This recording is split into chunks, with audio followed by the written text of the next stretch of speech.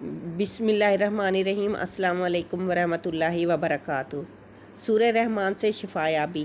کیا پتہ علاج ہی کے بہانے کسی کا قرآن کے ساتھ دل لگ جائے اور وہ اس کے احکامات کو اپنی زندگی میں لے آئے تو دنیا کے ساتھ ساتھ اس کی آخرت بھی سنور جائے۔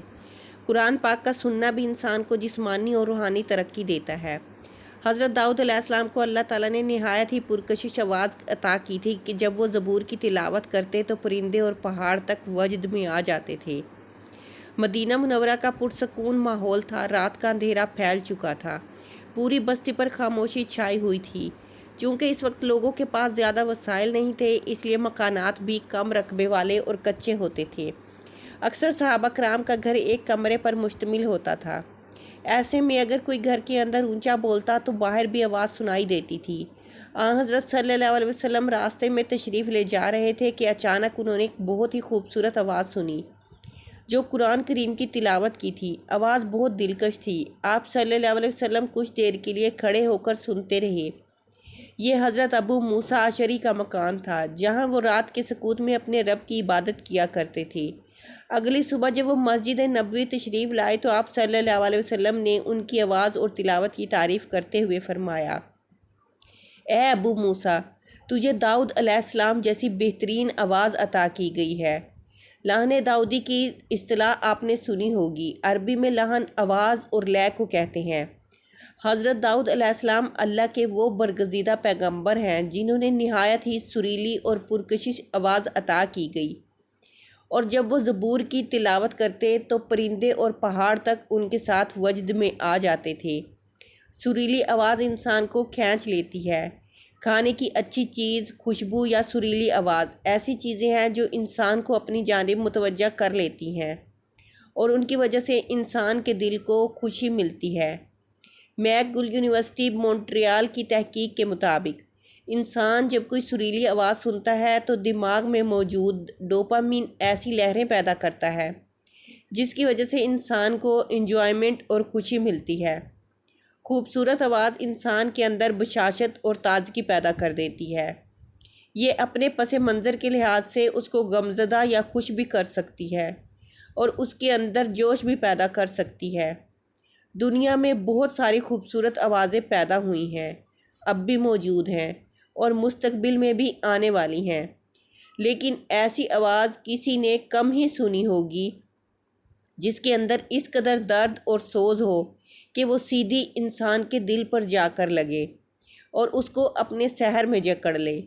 یہ اعزاز اللہ کے پاک کلام کو حاصل ہے جس نے اپنی فصاحت و بلاغت میں پوری دنیا کو چیلنج کیا کہ اس طرح کا کلام لے کر آئے، چاہے وہ ایک آیت ہی کیوں نہ ہو۔ عرب اس وقت پوری دنیا میں شعر و ادب کے امام سمجھے جاتے تھے۔ وہ شعر و شاعری میں اس قدر ماہر تھے کہ بیٹھے بیٹھے پورے قصیدے بنا لیتے تھے۔ ذہانت اس قدر تیز تھی کہ وہ اپنے اونٹوں اور گھوڑوں کے شجرہ نسب بھی یاد رکھتے تھے، لیکن جب اللہ کا پاک کلام نازل ہوا تو وہ اس معجزے کے سامنے بے بس ہو گئے تھے۔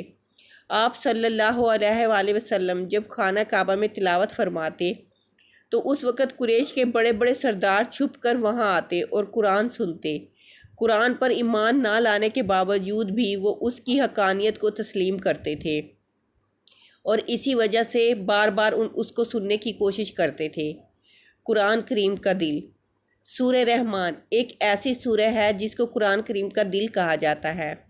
اس میں اللہ تعالیٰ نے ان تمام نعمتوں کا ذکر کیا ہے جو انسانوں کو عطا کی گئی ہیں، اور اس کے ساتھ ساتھ یہ واحد صورت ہے جس میں 31 بار اللہ نے انسان کو دعوت فکر دی کہ تم اپنے پروردگار کی کون کون سی نعمتوں کو جھٹلاؤ گے۔ اس صورت کی خاص بات اس کی ابتدائی 4 آیات ہیں جن میں اللہ تعالیٰ نے بڑی قیمتی باتیں کی ہیں۔ پہلی آیت میں اپنے بارے میں بتایا ہے کہ میں الرحمن یعنی رحم کرنے والا ہوں۔ رحمان کا مطلب ہے کہ ایک ایسی ذات جس کی رحمت ٹھاٹھے مار رہی ہو، یعنی جوش میں ہو، اور یوں یہ تمام انسانیت کے لیے ایک بڑی خوشخبری ہے۔ دوسری آیت میں اللہ نے قرآن کے بارے میں بات کی ہے۔ قرآن ام الکتاب یعنی تمام کتابوں سے افضل ہے۔ تیسری آیت میں انسان کی بات ہے۔ انسان اشرف المخلوقات اور زمین پر اللہ کا خلیفہ ہے۔ چوتھی آیت میں بیان یعنی بولنے کا ذکر ہے۔ اللہ نے انسان کو جتنی بھی نعمتیں دی ہیں ان میں سے اکثر دوسرے جانداروں کو بھی حاصل ہے، لیکن بولنا ایک ایسی نعمت ہے جو صرف انسان کو حاصل ہے، اور یہی قابلیت اس کو دوسرے حیوانوں سے ممتاز کرتی ہے۔ سورہ رحمان کی تلاوت جہاں انسان کو ثواب کا حقدار اور رب کا قرب عطا کرتی ہے، وہیں اس کا سننا بھی بے تحاشا فوائد دیتا ہے۔ ہر وہ انسان جو کسی بھی قسم کی پریشانی، مسئلے یا پیچیدہ بیماری کا شکار ہو تو وہ سورہ رحمان کے سننے سے اپنے سارے مسائل حل کر سکتا ہے۔ قرآن تھراپی پر تحقیقات۔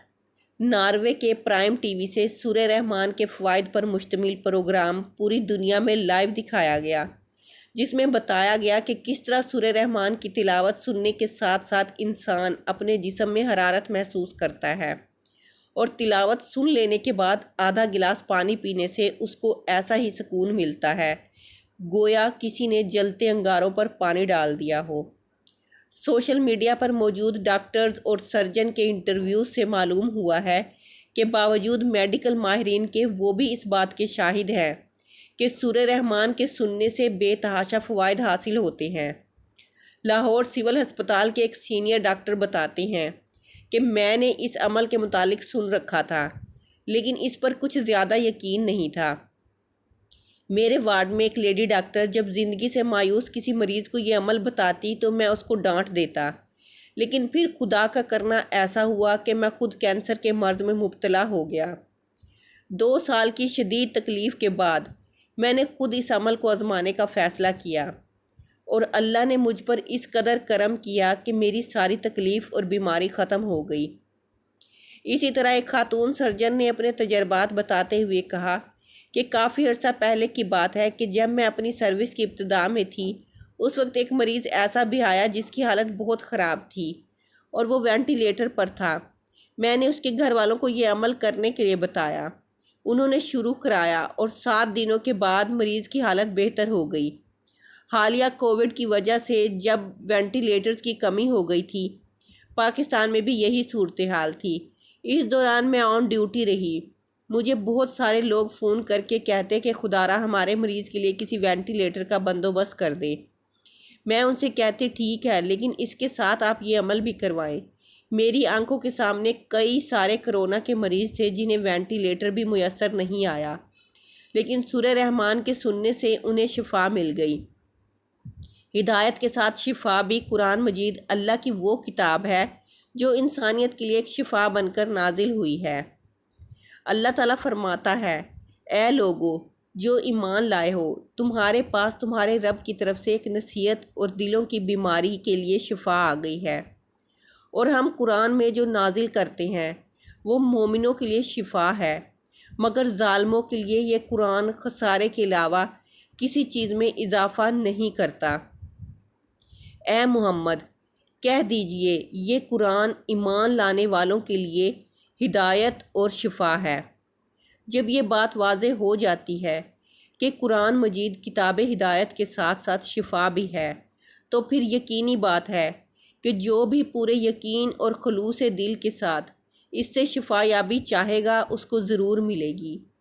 سورہ رحمان کی سماعت کا یہ عمل اس قدر پرتاثیر ہے کہ نہ صرف اہل ایمان بلکہ غیر مسلم بھی اس سے مستفید ہوتے ہیں۔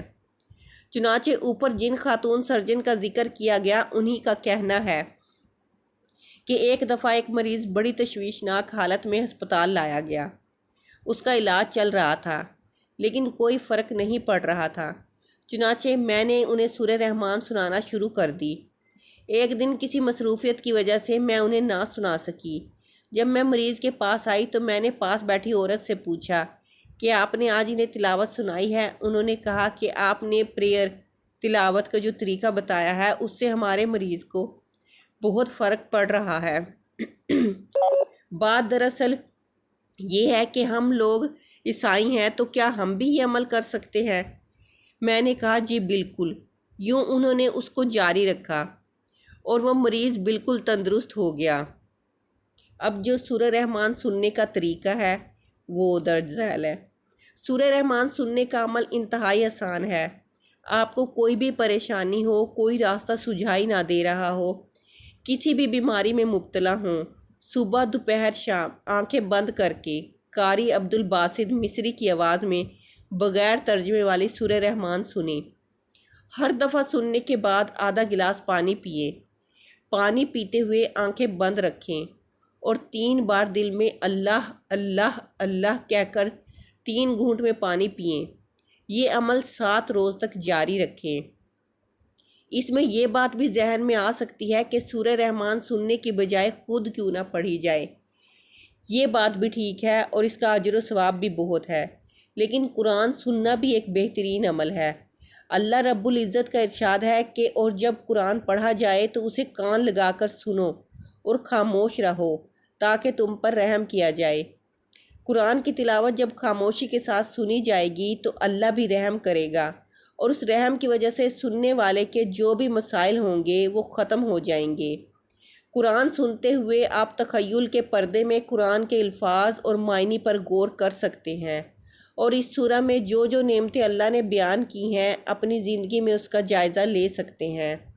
جب آپ غور سے یہ سب سنیں گے تو یقیناً آپ کی آنکھیں بھر آئیں گی اور آپ کو ادراک ہو جائے گا کہ اللہ نے کس قدر نعمتوں سے آپ کو مالا مال کیا ہے۔